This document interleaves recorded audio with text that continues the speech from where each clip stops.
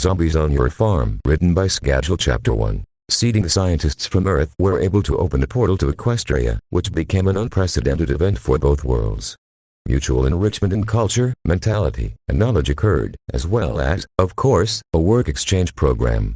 Through it, one young agronomist who wished to start a new life found himself in the world of little ponies. His stay in Equestria proved to be challenging but unforgettable, a path that eventually led him to Sweet Apple Acres, of course, for reasons of his agricultural specialty. However, at some point, something terrible happened, and happiness came to an end.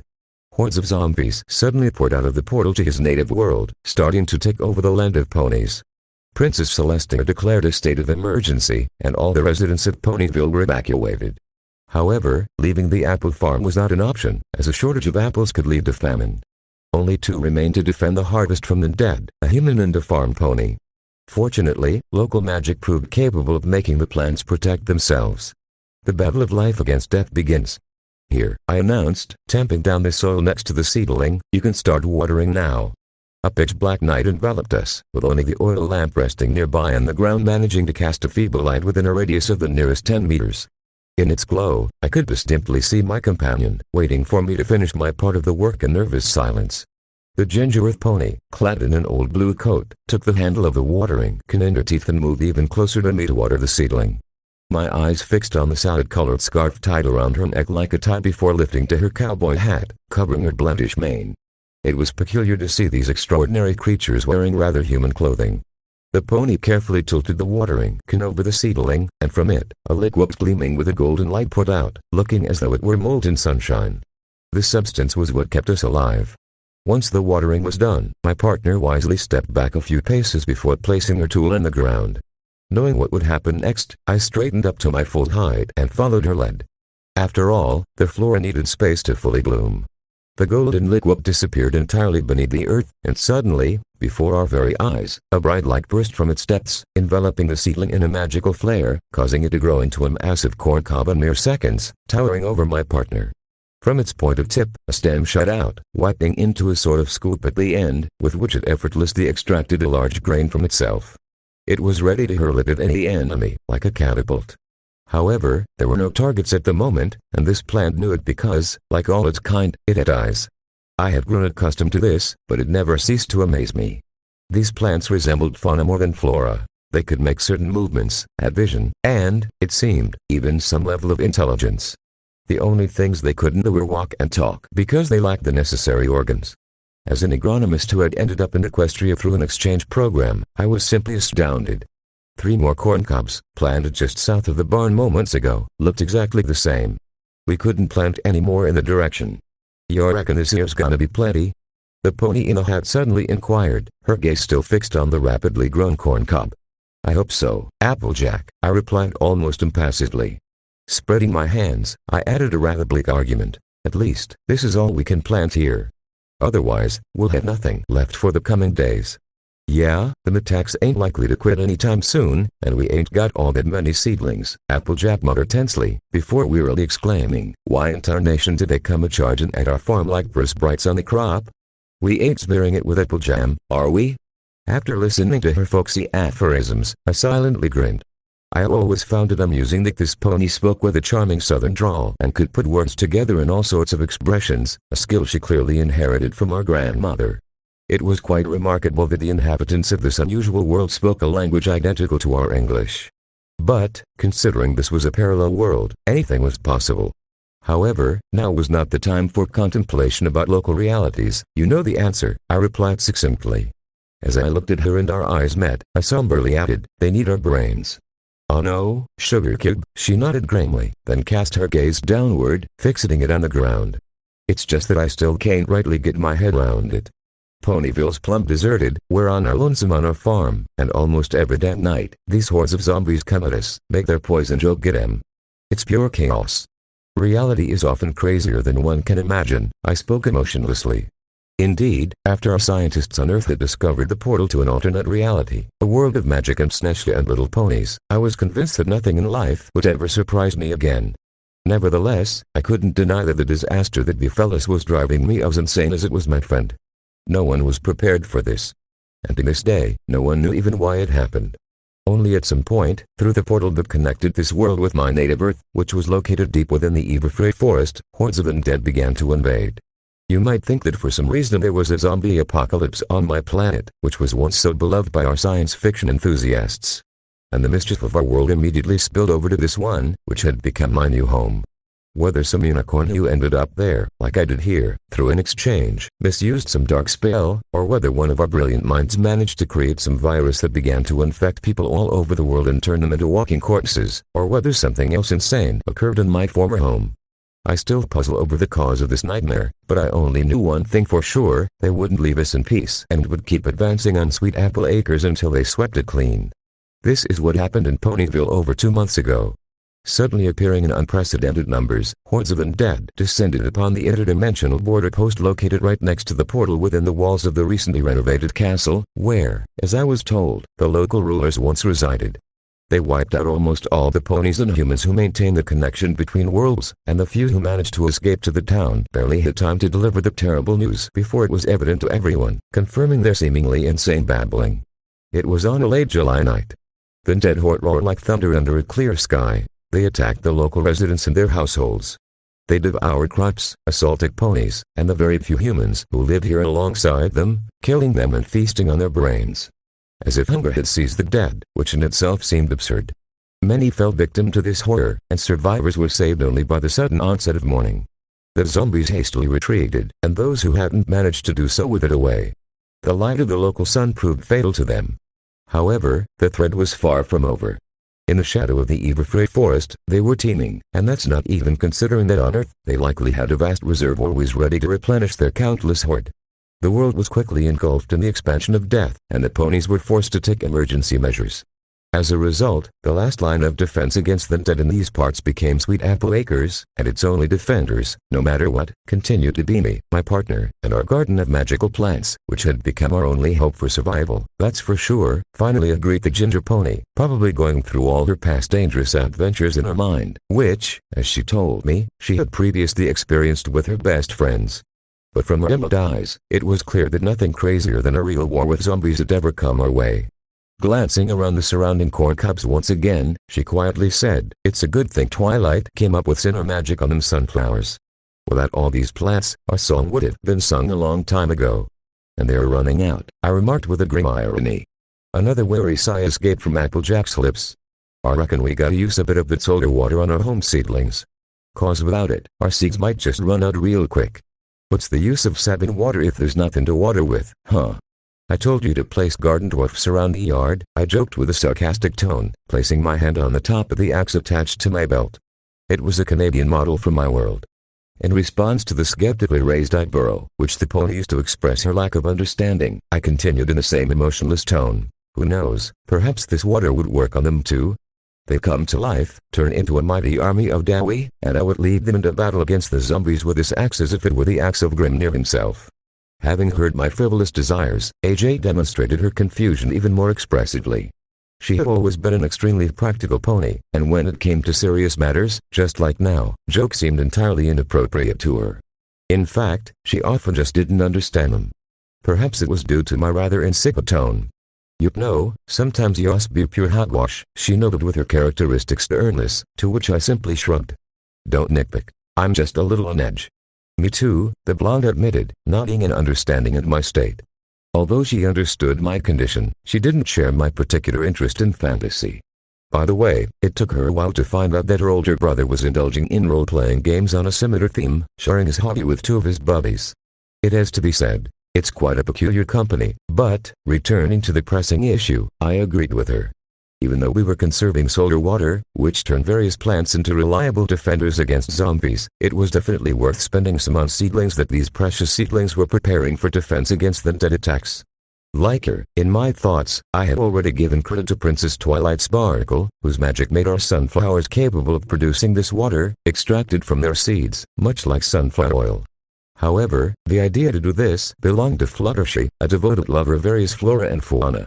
This laid the foundation for the defense that Applejack and I have continued to uphold to this day. It's astonishing how the magic of the local ponies, this strange but remarkable energy, can do the impossible, transforming ordinary garden and orchard plants into warriors, real champions of life on the face of the grim visage of death. But, as the catastrophe engulfed the entire world, and Ponyville found itself in an extremely dangerous zone, the Princess of Friendship and the rest of my partner's friends, like almost all the town's residents, urgently relocated to the nearby capital, Candlelit. Nevertheless, leaving all of Ponyville was out of the question, and it was all because of the Apple family's orchard. In the face of zombie attacks, the world of little ponies could face starvation, making apples more valuable than bits. Thus, to protect them, there were us, some town's ponies who chose not to leave their homes, and a security detachment of guards sent here by the ruler of this wonderful land, Princess Celestia. However, the attacks by the Walking Dead were frequent and massive. By the time we managed to establish a somewhat reliable defense using plants, most of the remaining ponies in town had perished. In the end, only she and I were left. The worst part was that with the onset of death in this world, even the nature of its magic began to change. I'm not exactly sure how to explain it, and my friend just shrugs her hooves, being a simple earth pony. But gradually, a certain corruption began to spread among the hills here, a deathly greenish haze that enveloped the lowlands. It was established that living beings caught within it perished very quickly, as if from suffocation, and after some time, they replenished the ranks of the zombie horde. The spread of this corruption, as far as I can tell, was slow but steady, which is why Ponyville was cut off from Candlelit 5 weeks ago. It seems to me that this is precisely why we haven't seen anyone alive, except for each other, for over a month. Previously, a convoy of ponies arrived here every week, hitched to wagons that transported apples to the capital. Fortunately, the current tragedy coincided with the harvest season, and we had no shortage of food. These convoys were always accompanied by the royal guards, and at the same time, they often included my partner's older brother and younger sister, Big Mac and Apple Bloom. They helped supply Candlelit with food, and on their return trips, they brought some things to us, primarily seeds and seedlings from other farms that had not yet been affected by zombie attacks. Princess Twilight and her friends, in turn, were planning to take on the responsibility of assisting other settlements that were now under attack by the undead, ultimately uniting all ponies to resist the common threat. Applejack and I, on the other hand, were defending what was supposed to save everyone from hunger and death, and the ongoing connection with the capital gave us hope that our situation would soon improve. However, no one had shown up from there for a very long time, even strangely enough, by air. The corruption was spreading in the valley that separated both cities, and it seemed like it was about to engulf Ponyville itself. Fortunately, the Apple family's farm was situated on a high hill, but our protection from this toxic haze was evidently only temporary. Well, alright, less yammering, more hef in it. Let's finish planting in a jiffy cause, ya know, Applejack spoke, but then she cut herself off. Her ears perked up, listening intently, and her whole body tensed. I, too, tensed up, and my hand quickly moved down to the handle of my axe. After a couple of seconds of rather ordinary paralysis, she turned her gaze toward me and nervously concluded, "So, you catch my drift, yup? What are we waiting for then?" With these words, I immediately grabbed the watering can and lamp, both together, ready to continue. What had once again sent shivers down our spines was a long familiar yet constantly terrifying sound. At night, from the direction of the Everfree forest, the muffled yet piercing cries of the undead would frequently reach our ears, as if the very souls from the depths of Tartarus were breaking through, instilling fear down to the bone. Yeah, that's where these unholy creatures lurked, and from there they emerged, seeking to plunge this world into their chaos. Therefore, I wasted no time and carried on with our work. For the first couple of seconds, AJ stood still. Until now, she had been dragging the watering can in her teeth, but now I had taken on that load. She was a hard-working and very strong pony, both in body and spirit, and her independent nature didn't quite appreciate someone else doing her job. But lately, she had been so worn out that my actions simply left her perplexed out of habit. Finally, she didn't refuse my help and silently followed along. After all, the ginger pony had to carry a saddlebag filled with seedlings, along with apples harvested from those apple trees that had been watered with the same solar water. And now, with the magic having changed these trees, their fruits had turned into weapons. All it took was plucking a stem from them and hurling it at the enemy, and they would explode with incredible force, annihilating the fragile, decaying flesh. It was simply astonishing what their magic could do, something that crossed my mind every time I gazed at those apples, with their wild grimaces, as if they were crying out for destruction. Quickly catching up with me, Applejack walked alongside. I discreetly glanced at her and noticed a profound weariness on her face, mostly of a moral nature. Since the day no living soul had appeared in Ponyville, she seemed to wither slowly, although she tried not to show her inner turmoil. I knew very well that she missed her family and friends, but even that was just part of the problem. Most of all, she feared that something terrible and irreversible might have happened to them. I had been thinking for a while now that it might be worth trying to talk to her about this, to maybe lend her some support. And in that moment, when she was free from the burden of carrying the heavy watering can in her mouth, I felt that I could definitely do it. I've noticed you don't often talk about your friends and family, about your separation, and what's happening in your world, I remarked, deciding to start from a distance. However, I've never been particularly good at such conversations. In general, I have already become quite convinced that talking about feelings is inexplicably difficult. Well, you ain't spilling the beans about your world either, the pony in the hat calmly retorted. Exchanging glances with me as we walked, she explained, I can reckon how rough it's gotta be for ya now, sugar kip. If them weirdos came from your world, well, I reckon things over there are a whole lot rougher. Don't seem right to me to yap about my own woes when you'll probably got a heap more on your plate. In response, I let out a thoughtful hum. It never occurred to me that her silence about her inner turmoil was driven by a simple yet genuine politeness. On the other hand, that's how all the ponies are, generally very kind and courteous. This was one of the main reasons I became intrigued by the exchange program between our worlds and the opportunity to witness something unprecedented, not just for a man but for all of mankind. For a moment, my thoughts were distracted by a bundle of large logs located to our left, right in front of the freshly planted corn. We had set it up specifically to fend off zombie attacks in case they broke through the first line of defense. If we were to cut the ropes, first on the sides and then in the middle, those heavy logs would roll down and sweep away any wave of attack. Fortunately, the hilly terrain of the farmyard allowed us to perform such a trick. I thought you were mad at our world, I said without taking my eyes off the bundle of logs we had just passed. It was difficult for me to express this thought, but I tried to clarify, if it weren't for the portal between our worlds, that entire horde of zombies wouldn't have invaded your home. Well, how can we be sure about what's going on in your world at all? Perhaps you all humans ain't the ones causing all this mess. Maybe you all just landed yourselves in a pickle, much like we're in now, Applejack reasoned. Then she confidently stated, but one thing's for certain, it ain't on your shoulders. Yeah, I guess, I expressed a restrained agreement. While I never felt personally guilty for what was happening, I thought that among the ponies, there might be a notion that this disaster, to some extent, had come about because of humans. At least because we established the connection between us and them. I won't deny it. I was pleased to know that my only close friend for miles around didn't see it that way. As we descended towards the exit of the farm territory, I continued to inspect our defensive lines on the left. Here, we had left the logs behind and approached the 2 rows of porcelain roses, which had been guarding this defensive line for the past couple of days, as they were the only plants left standing after the recent attack in the southern part of the yard. Some of their petals had even been quite nibbled in by the dead's teeth. Although this wasn't noticeable in the nighttime darkness, especially because the flowers had curled up and dozed off while everything on the horizon remained calm. Upon seeing those roses, pleasant memories of how they ended up here immediately came to mind. But the blissful thought was interrupted by the farmer's voice. Honestly, I miss the girls a heap, Granny Smith, Big Mac, and Leolipple Bloom, she said sadly. After a second's pause, she let out what had been tormenting her for the past few days, it's plumb loco. I don't get it, it's been over a month, and there ain't been hide nor hair of an iPony from Kenderlit. All of that corruption creeping through the valley, like you're killing it, but why couldn't they just send some pedicist to give us a holler and say they're okay?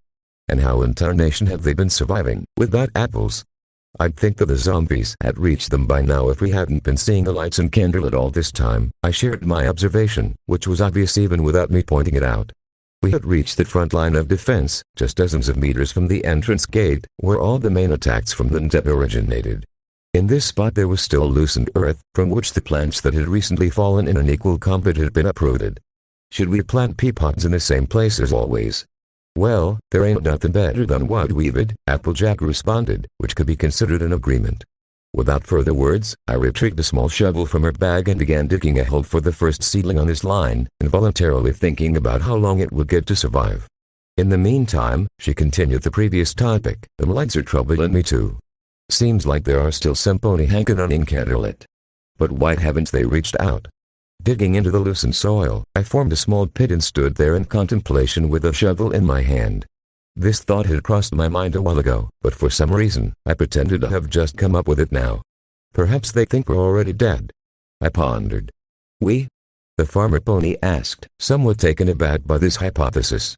After giving it some thought, it seemed she had concluded that theoretically, such a thing could happen, although it appeared rather absurd. But, why, in Celestia's name, would they reckon we've been beaten? If that's the case, what's our plan? How do you reckon we let him know we're still kicking? As for the first part, I began to speculate, if the zombies have already reached Candlelit, they might have a reason to believe we didn't make it. It's certainly strange that they could jump to such hasty conclusions. But perhaps that late summer fire could have frightened them. That incident kept bothering me. As a result of another attack, currently the most massive one, a fire broke out on the farm because I made the mistake of using fire against the dead. And the flames completely consumed the nearby carrot field and a pigsty. Fortunately, we managed to save the animals, and we were able to rebuild the shelter for them together. However, that fire was likely visible in Candlelit. And if, after that, hordes of zombies descended upon the capital, which was highly probable, the ponies there might have thought that the fire was a sign of our demise. What about the second part? The blonde inquired as soon as she absorbed the thought I had shared. Simultaneously, she gave me a peapod seedling from her bag. I took it from her teeth, and for a moment, it seemed like I was dropping out of reality. The most obvious way is to set up a signal fire, I mumbled softly. We still have plenty of hay. We can lay it out on the other side of the barn and set it on fire. Yup, and set the whole farm ablaze, the ginger pony retorted skeptically. Nevertheless, the idea clearly piqued her interest, and just a second later, she made her amendment to it. Well, if we're heading down that road, reckon it'd be smarter to put together a mighty big torch. It'd shine brighter and ain't as likely to cause a fire. You're the hostess here, it's your call, I didn't argue, as I had always recognized her undisputed authority in all matters related to the farm. Besides, I definitely didn't want that fire incident to happen again. After placing the seedling in the ground, I gestured to the mare to perform the same procedure she had just done with the corn. The watering was done, and after a few seconds of waiting, a cluster of 3 gigantic pots grew in front of us. From them, like bullets from a magazine, protruded peas. These peas were the plant's fighting power, capable of literally shooting their course, which regenerated at an astonishing speed, likely due to magic. They were our cannon batteries, so to say, first-order defensive turrets. So, you reckon them zombies could have gone after Candlelit already? The farmer spoke up again, placing the watering can on the ground once the huge pots had finished their growth. We're not that difficult to bypass, I shrugged. The Everfrey forest covers quite a wide area. They can advance along its entire line. It's been so long since their first appearance that I'd be more surprised to learn that they haven't enveloped the entire country. They done spread all over Equestria, yet here we are, holding our ground on this farm like no pony. AJ said with a breath, visibly startled at the thought. I just can't fathom how we're still kicking while everything else is going down the drain like crops in a locust attack. Even a small rock stops a giant wave, I replied with a barely noticeable smile. Our gazes met once more, and I detected a subtle question in her emerald eyes. That's from my favorite epic. Right after my explanation, a warm smile stretched across Applejack's face. For some reason, my interest in literature always endeared her, especially on these gloomy days. Perhaps this trait reminded her of one of our best friends. Undoubtedly, she was one of those who cherished everything connecting them to the past. You're always going on about them books like A.A. She exclaimed suddenly, fear in her voice, not finishing our sentence when something crashed behind us. Out of fright, she even moved closer to me and clung tightly to my leg, while I once again reached for my axe. However, as we both turned our gaze towards the source of the noise, we immediately breathed a sigh of relief. It was just a bucket by the well falling onto the nearby rakes and shuttles.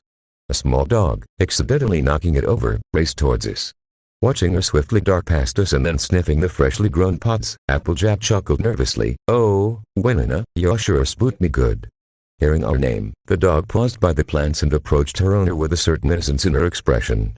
She immediately stood on her hind legs and, resting her front paws on the farmer pony's chest, began to lick her freckled cheeks, giving her at least a drop of positivity in this dreadful night. It seems she's apologizing, I said with restrained amusement when I saw this endearing scene. Mama ain't mad, the pony in the hat smiled as she dressed her pet. Then she sat down, gently pushed her away, and began to pat the dog's head, saying, "Who's a good girl, huh? Who's a good girl?" In response to the owner's questions, the dog sat still, as if at attention. Well, she was our only companion on the farm, not counting the plants that guarded the tranquility of the yard. Moreover, she was extremely helpful in our defense. Somehow, she could predict zombie attacks. If Windina started barking, you could be sure that a horde of undead would appear inside within about 10 minutes. She had not been wrong once in all these days. Seeing Applejack cuddle the little dog, I felt the corners of my mouth involuntarily lift. It was amazing that even in these dark and essentially hopeless times, we still had a little room for warmth and positivity. And it was quite natural. Otherwise, we would have simply gone crazy. In such moments, I wanted to live more than ever. Thinking about it, I silently retrieved another seedling from my friend's bag and returned to the task. Since I wanted to live, I had to fight for it. Upon noticing that I had started digging a new hole, my friend hurried to join me after giving Wendell one last pat on the back. The work continued, and we went about our task in the prevailing silence. The dog kept circling nearby, diligently sniffing around as if trying to find something of interest in the farmyard. I tried to choose planting spots with enough open space between them. This was important to ensure that the roses, growing behind, could still attack any approaching zombies, and the peas wouldn't obstruct their line of fire. Although they stood on elevated ground, if the enemies got too close to the first line of defense, these gaps could play a crucial role. To ensure everything was precisely measured, I constantly glanced towards the barn, but my only measuring tool was my own eye. In earlier times, I would have never imagined that I'd have to combine my agronomic education with strategic thinking, something my partner and I had to learn on the fly during this harsh practical experience. Finally, we planted 2 more pea pods, and after adjusting the overcoat I wore, I moved on to the next position. The ginger pony, unable to bear the oppressive silence any longer, spoke up again on the same topic. If them critters really done spread across all of Equestria, from them Smoky Mountains to Manhattan, then I reckon all our work might just be going to waste, she mused.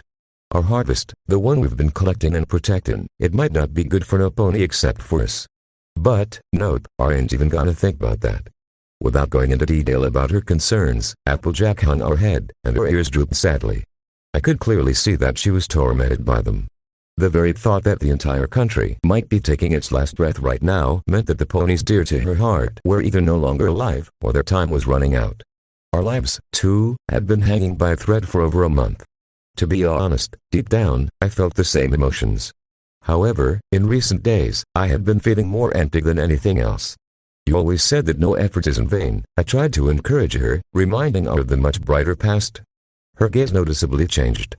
Oh no, the ginger mare murmured. There was a hint of tremor in her voice.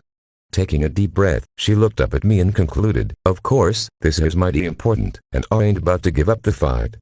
'Cause, yes, we're protecting my family's farm. Just, to be honest, I can't see no end to this mess. To the left, there was a rustling sound that paused our conversation. I shifted my gaze in that direction and noticed Wendell diving into the bushes growing near the fence, to the side of the chicken coop for some reason. However, my attention quickly returned to Applejack, who also got distracted by the dog. I approached her, squatting down and placing my hand on her shoulder. She seemed so engrossed in the rustling leaves that she didn't even notice me approaching, causing her to tense briefly when I touched her. Her large eyes immediately fixed on me. I can't see a way out of this mess either. But we should tackle our problems as they come, right? Do you remember our main goal? I rhetorically asked, confident that she understood what I meant but repeating it for the sake of clarity. I'm here to protect your brain from them, and you won't let them eat mine, will you? Never, Applejack replied with a faint smile. I'll eat you with your head on your shoulders. After all, we're partners in this, ain't we? Absolutely, I affirmed. It's a 2-person job. At the very least, we can only build that torch together. Tomorrow, we'll be up with the roosters and get straight to work, AJ nodded, briefly looking away before returning to the matter at hand, or hoof. But for now, grab that shovel. We got ourselves a whole cabbage patch to plant.